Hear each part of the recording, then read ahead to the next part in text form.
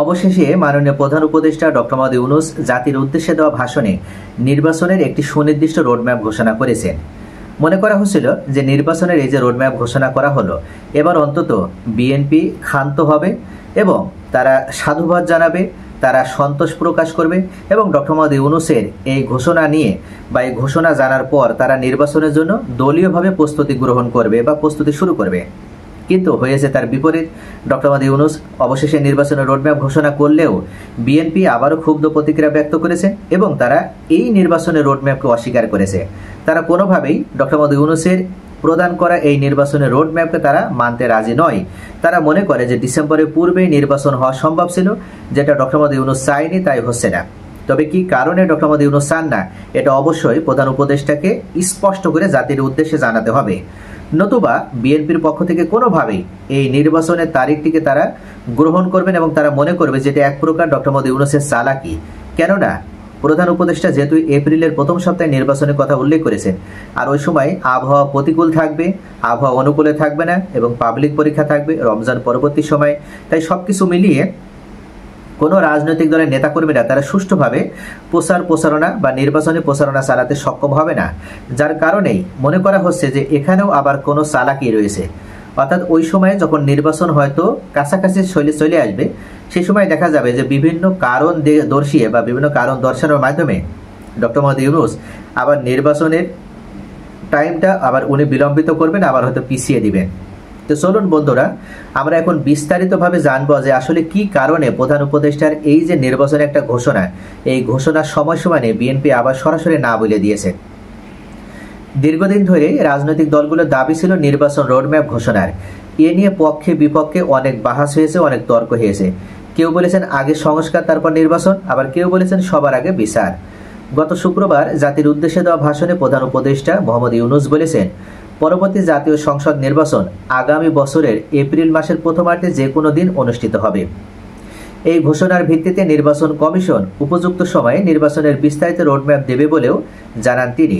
এর মধ্য দিয়ে নির্বাচনের একটা সময়সীমা পাওয়া গেল বটে, কিন্তু রাজনৈতিক যে বিতর্কের অবসান হলো বলে মনে হয় না। যেদিন প্রধান উপদেষ্টা এই ঘোষণা দিলেন, সেদিন রাতেই বিএনপির স্থায়ী কমিটি বৈঠক করে জানিয়ে দিল জনগণ হতাশ ও ক্ষুব্ধ। নির্বাচনের জন্য এপ্রিল কোনোভাবেই উপযুক্ত সময় নয়, নির্বাচন ডিসেম্বরে হওয়ায় বাঞ্ছনীয়। প্রধান উপদেষ্টা তার ভাষণে বলেছেন, আমাদের অসমাপ্ত কাজ সমাপ্ত করে শিগগিরই পূর্ণাঙ্গ জুলাই সনদ তৈরি করে জাতির জন্য একটি নতুন পথ নির্দেশনা রেখে যেতে পারব। জাতীয় ঐক্যমত্য কমিশনের অভিজ্ঞতার মাধ্যমে দেশে যে নতুন রাজনৈতিক সংস্কৃতি গড়ে ওঠার সম্ভাবনা দেখা দিয়েছে, আগামী নির্বাচনের মাধ্যমে যদি সেটাকে বিকাশমানভাবে স্থায়ী রূপ দিতে পারি, তাহলে আমরা ভবিষ্যতে সব রাজনৈতিক সংকট মোকাবেলা করতেও সক্ষম হব। নতুন রাজনৈতিক সংস্কৃতি গড়তে হলে সেখানে অংশীজনদের আস্থায় আনতে হবে। তাদের কাছে জাতীয় ঐক্যমত্য গণতান্ত্রিক রাজনীতির বিকাশমান সংস্কৃতির চেয়ে নির্বাচনী হিসাব নিকাশি বড়। ঈদের সময় বিভিন্ন দলের নেতারা সম্ভাব্য নির্বাচনী এলাকায় গিয়ে জনসংযোগ করছেন। কেন্দ্রীয় নেতাদের খুব কমই ঢাকায় আসছেন। তারা ঈদ ও ভোটের মৌসুমে এলাকাবাসীর সঙ্গে দেখা সাক্ষাৎ করেন। এদের বেশিরভাগই অনাবাসিক জনপ্রতিনিধি। জামাত ইসলামের আমির ডাক্তার শফিকুর রহমান বলেছেন, প্রধান উপদেষ্টার ঘোষণায় জাতি আশ্বস্ত হয়েছে।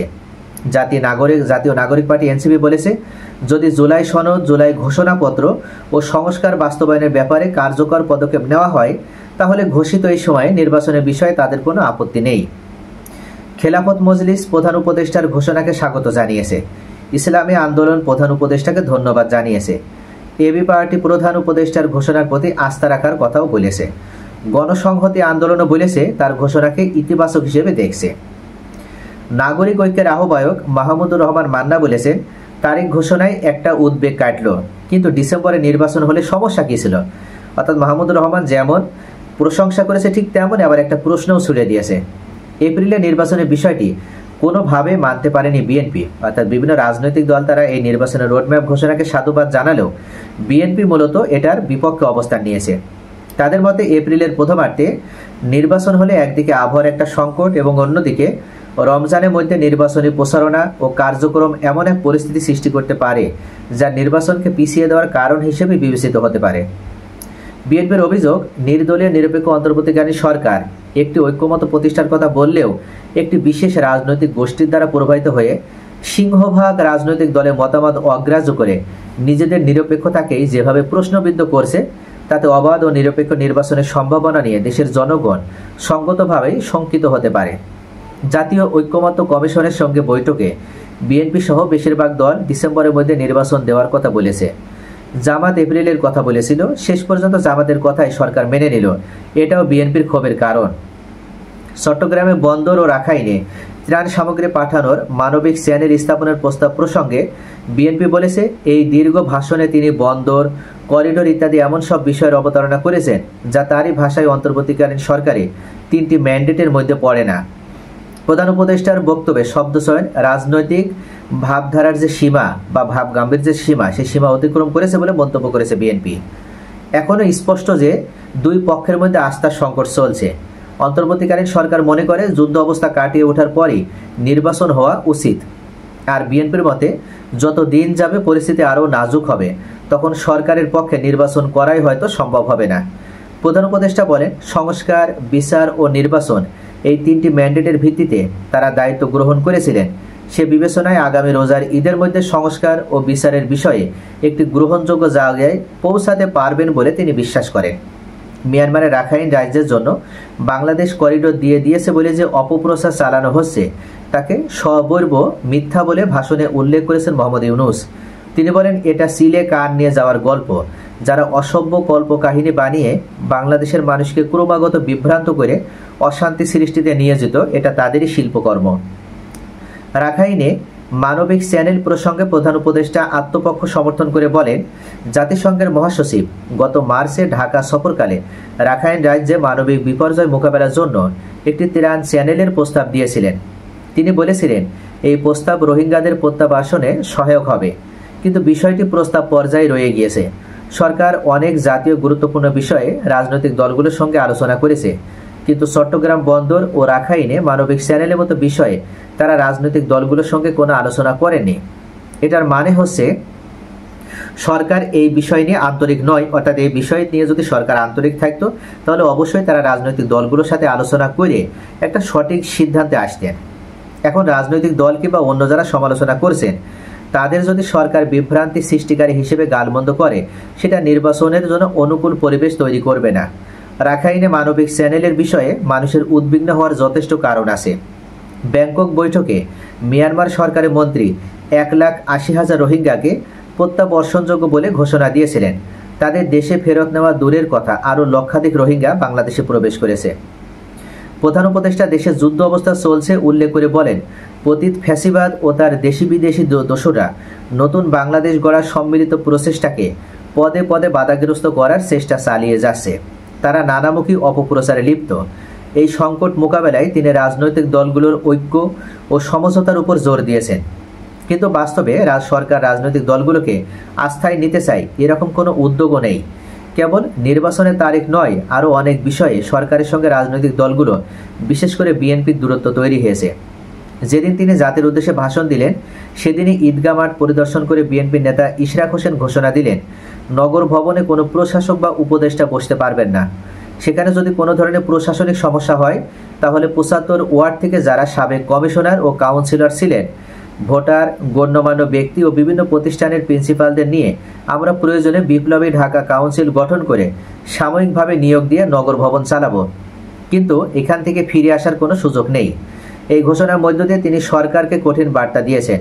দেশের অন্যতম প্রধান সিটি কর্পোরেশনের ভবন 3 সপ্তাহ ধরে তালাবদ্ধ। রাজনৈতিক কর্মীদের সঙ্গে আন্দোলনের সিটি কর্পোরেশনের কর্মীরাও যুক্ত হয়েছেন। এরকম অবস্থায় ঢাকার লাখ লাখ বাসিন্দা দৈনন্দিন সেবা থেকেও বঞ্চিত। অত সমস্যা সমাধানে কোনো উদ্যোগ নেই সরকারের পক্ষ থেকে। তাহলে কি আমরা দেশে দুটি সরকার পেতে যাচ্ছি? ঢাকা দক্ষিণ সিটি কর্পোরেশনের জন্য ইশরাক ঘোষিত বিপ্লবী কাউন্সিল, আর ঢাকা দক্ষিণ সিটি কর্পোরেশনের বাইরে সমগ্র বাংলাদেশের জন্য অন্তর্বর্তী সরকার। সরকার যদি একটি সিটি কর্পোরেশনের অচল অবস্থা দূর করতে না পারে, তাহলে জাতীয় নির্বাচনকে কেন্দ্র করে সৃষ্ট জট খুলবে কিভাবে? অর্থাৎ বিএনপির পক্ষ থেকে সর্বশেষ একটি প্রশ্ন ছুড়ে দেওয়া হয়েছে যে সরকার কি এই মুহূর্তে মূলত দুইটা দলে বিভক্ত হতে চাচ্ছে? অর্থাৎ দুইটা সরকার কি বাংলাদেশ পেতে যাচ্ছে অন্তর্বর্তীকালীন সরকারের ভুলের কারণে? একটি বিপ্লবী সরকার, যে সরকার পেতে যাচ্ছে ঢাকা দক্ষিণ সিটি কর্পোরেশন অর্থাৎ ইশরাক হোসেনের নেতৃত্বে, আর আরেকটি ঢাকা দক্ষিণ সিটি কর্পোরেশনের বাইরে সমগ্র বাংলাদেশের জন্য অন্তর্বর্তী সরকার। এখন অন্তর্বর্তীকালীন সরকার যদি ঢাকা দক্ষিণ সিটি কর্পোরেশনের মতন ছোট্ট একটা বিষয়টিকে যদি মীমাংসা করতে ব্যর্থ হয়, তাহলে নির্বাচনের মতন একটা গুরুত্বপূর্ণ ও জটিল বিষয়ে যে সৃষ্ট সমস্যা, সেই সমস্যার সমাধান করবেন কি বলে। তো প্রিয় ভিউয়ার্স, এই প্রতিবেদনের মাধ্যমে আসলে আমি তুলে ধরলাম যে রাজনৈতিক দলগুলো অন্তর্বর্তীকালীন সরকার নির্বাচনে যে রোডম্যাপ ঘোষণা করেছেন সেটার পক্ষে তাদের সমর্থন ব্যক্ত করেছে, তারা প্রশংসা করেছে এবং তারা সন্তোষ প্রকাশ করেছে। তাদের বিষয়ে কোন দল কোন কথা বা কোন বিবৃতি প্রদান করেছে সেই বিষয়ে আমি তুলে ধরলাম। পাশাপাশি বিএনপি কেন তারা এটাকে অস্বীকার করছে এবং বিএনপি কেন মানতে রাজি নয় এই নির্বাচনের রোডম্যাপ, সেই বিষয়েও আমি বিস্তারিতভাবে আপনাদের সামনে তুলে ধরলাম। এখন আপনাদের প্রয়োজনীয় মতামত অবশ্যই কমেন্টে জানাবেন, কেননা আপনাদেরও গুরুত্বপূর্ণ মতামত রয়েছে। আপনারা আসলে কোনটা ভালো মনে করেন, বিএনপি সঠিক অবস্থান নিয়েছে নাকি অন্যান্য রাজনৈতিক দলগুলো সঠিক অবস্থান নিয়েছে, অবশ্যই আপনাদের মূল্যবান মতামত কমেন্টে জানাবেন। সকলে ভালো থাকুন। Thanks for watching.